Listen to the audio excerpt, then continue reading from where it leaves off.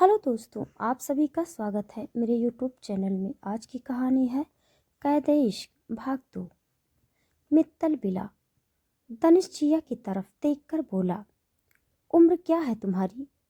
जिया कुछ पल रुक कर बोली, 19। दनिश ने फिर से अखिलेश की तरफ देखते हुए कहा, सी इज 19। अखिलेश आगे बढ़ने वाला था, तभी जेम्स ने उसे रोक लिया। अखिलेश गुस्से से बोला, तुम्हारी दुश्मनी मुझसे है तो मुझसे बात करो।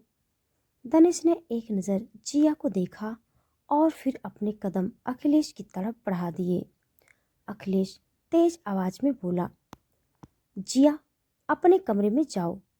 जिया हैरानी से बोली, लेकिन मम्मा ने तो कहा था हम कहीं बाहर जा रहे हैं। आप ऐसे कैसे प्लान बनाते हैं और फिर खुद ही कैंसिल भी कर देते हैं? अखिलेश शांत लहजे में बोला, हमें जाना है लेकिन अभी नहीं। जब जाना होगा मैं तुम्हें बता दूंगा। अब कमरे में जाओ। जिया ने हाँ में सर हिला दिया और जल्दी से सीढ़ियों से ऊपर चली गई। उसका बैग उसने वहीं पर छोड़ दिया था। दनिश की नज़रें जिया पर ही थी। जब वो उसकी आंखों से पूरी तरह से ओझल हुई, तब वो अखिलेश की तरफ देखते हुए बोला, तूने बताया नहीं, इतनी खूबसूरत बेटी भी है तेरी। अखिलेश उसकी बातों का मतलब अच्छे से समझ गया था।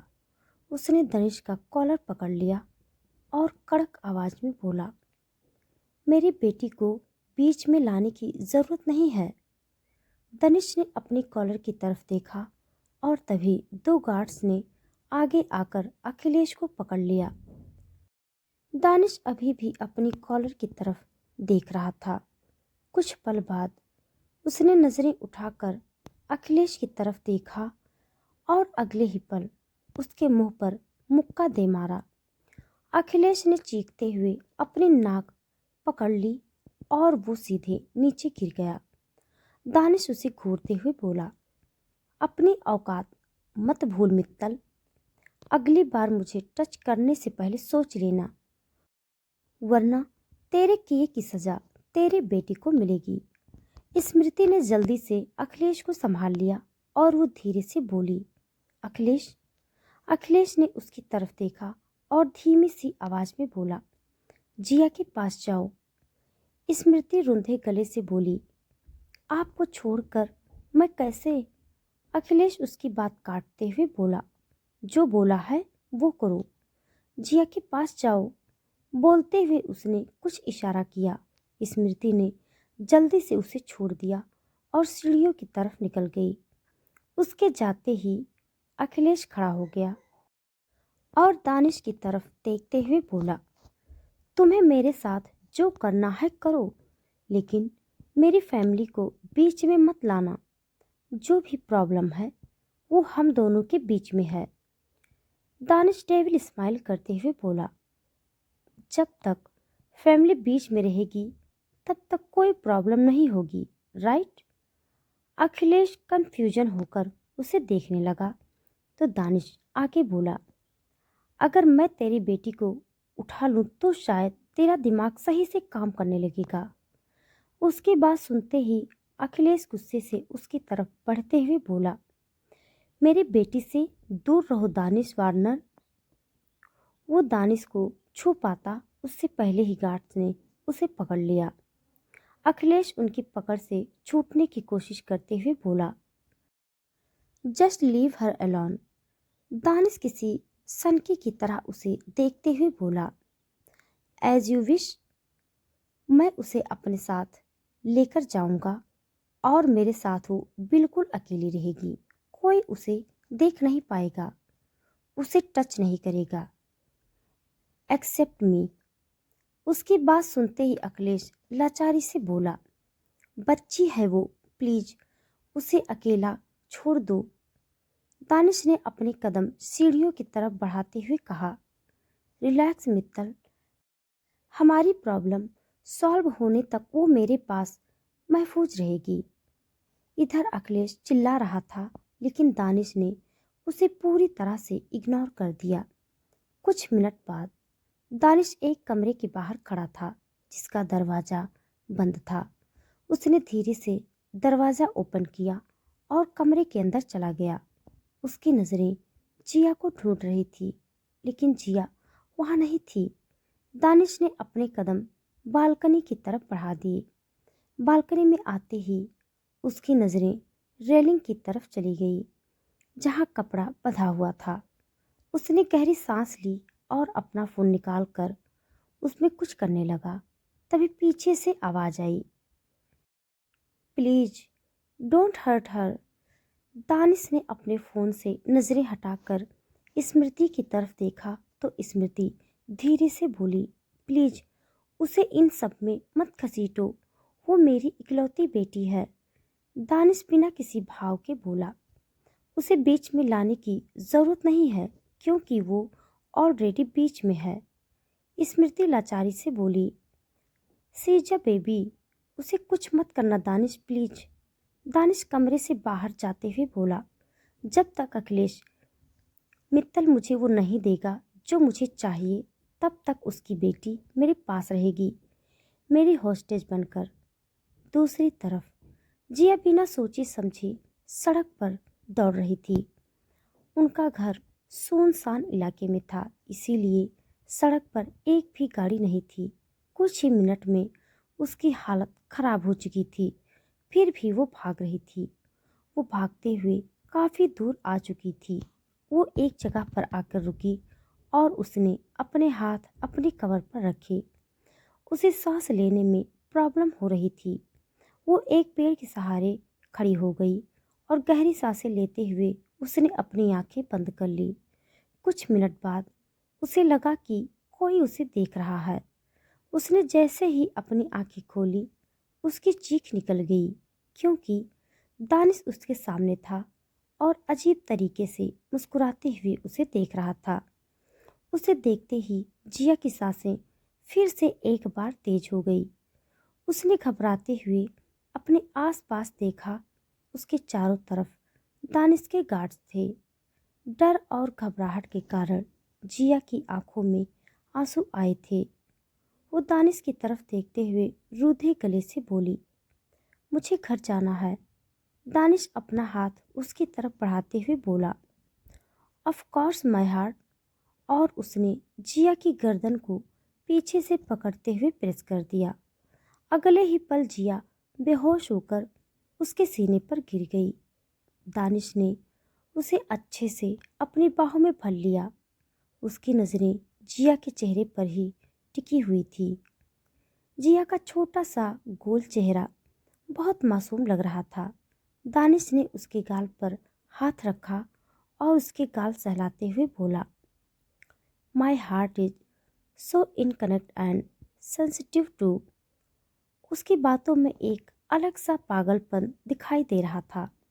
उसने कुछ पल जिया को देखा और उसे अपनी गोद में उठाकर वो कार की तरफ बढ़ गया। अगले दिन मित्तल बिला। अखिलेश अपने सर पर हाथ रखकर सामने कॉफी टेबल की तरफ देख रहा था। कॉफी टेबल पर जिया की कुछ तस्वीरें थी जिसमें वो दानिश के साथ थी। स्मृति का रो रो कर बुरा हाल हो रहा था। तभी अखिलेश का फोन बजने लगा। उसने अपने फोन की तरफ देखा जिसमें अननोन नंबर से कॉल आ रहा था। उसने कॉल उठा लिया और सामने से एक आवाज आई, फोटोज कैसी लगी मित्तल? अखिलेश सोफे से खड़े होते हुए बोला, दानिश वार्नर, मुझे मेरी बेटी चाहिए। उसे एक खरोच भी आई तो मैं तुझे जिंदा नहीं छोड़ूंगा। सामने से दानिश हंसते हुए बोला, रिलैक्स मित्तल, मैंने कहा था वो मेरे साथ महफूज रहेगी। और तू जानता है, I am man of my words. Akhilesh धीरे से बोला, प्लीज उसे छोड़ दो, सी इज इन कनेक्ट।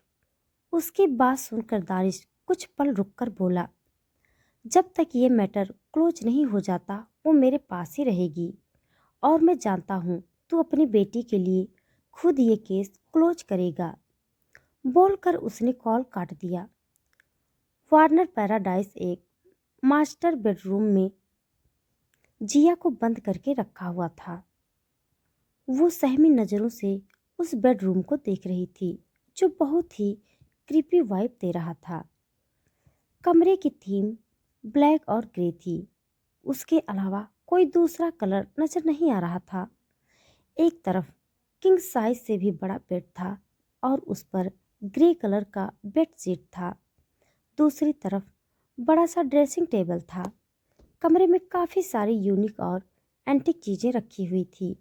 खिड़की पर बड़े से पर्दे लगे हुए थे जो इस वक्त खुले थे।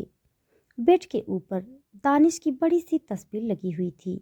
देखने से ही वो बेडरूम बहुत खूबसूरत और शानदार लग रहा था। जिया उस बेडरूम से बाहर निकलने का रास्ता ढूंढ रही थी, लेकिन वो बेडरूम पूरी तरह से लॉक था। बालकनी का दरवाजा, खिड़कियां सब लॉक किया हुआ था। जिया अपना सर पकड़कर फर्श पर बैठ गई और रोते हुए बोली, मुझे मम्मा पापा के पास जाना है, कैसे निकलूं यहाँ से। तभी उसे किसी के कदमों की आहट सुनाई दी। वो घबराते हुए अपनी जगह से खड़ी हो गई और इधर उधर देखने लगी। कुछ ही पल में कमरे का दरवाज़ा खुला और दानिश कमरे के अंदर आ गया। उसकी नज़रें जिया को देखने के लिए बेताब थी, लेकिन फिर से एक बार जिया कहीं गायब हो गई थी। दानिश अजीब तरीके से मुस्कुराते हुए बोला, my heart, there is no escape from my paradise. बोलते हुए उसने दरवाज़ा लॉक किया और अपने कदम क्लोसेट की तरफ बढ़ा दिए। उसे पता था कि इस कमरे में छुपने लायक सिर्फ एक ही जगह है। वो एक अलमारी के सामने आकर रुका और उसने धीरे से डोर स्लाइड किया। उसकी नज़रें सीधे नीचे की तरफ चली गई, जहाँ से जिया के पैरों की उंगलियां दिख रही थी। जिया पूरी तरह से कपड़ों के पीछे छिपी हुई थी। दानिश ने मुस्कुराते हुए अपनी आंखें बंद कर ली और वो पंजों के बल नीचे बैठ गया। कुछ पल बाद उसने आंखें खोली और जिया के पैरों की उंगलियों को देखने लगा। उसकी वो छोटी छोटी नाजुक सी उंगलियां बहुत खूबसूरत लग रही थी, क्योंकि जिया ने उस पर ब्लैक नेल पेंट लगा रखा था। दानिश ने अपनी उंगलियां उसकी उंगलियों से टच की तो जिया ने अपने पैर पीछे खींच लिए और उसके सिसकने की आवाज़ दानिश के कानों में गई। दानिश को उसकी घबराहट का अंदाज़ा हो गया था, क्योंकि वो 19 साल की बच्ची ही तो थी, इसलिए उसका डर जायज़ था। दानिश ने गहरी सांस ली और धीरे से कपड़ों को एक साइड कर दिया। जिया अपने घुटने सीने से लगाकर सिकुड़ कर बैठी थी। उसका चेहरा नहीं दिख रहा था, क्योंकि उसके बाल उसके चेहरे पर बिखरे हुए थे।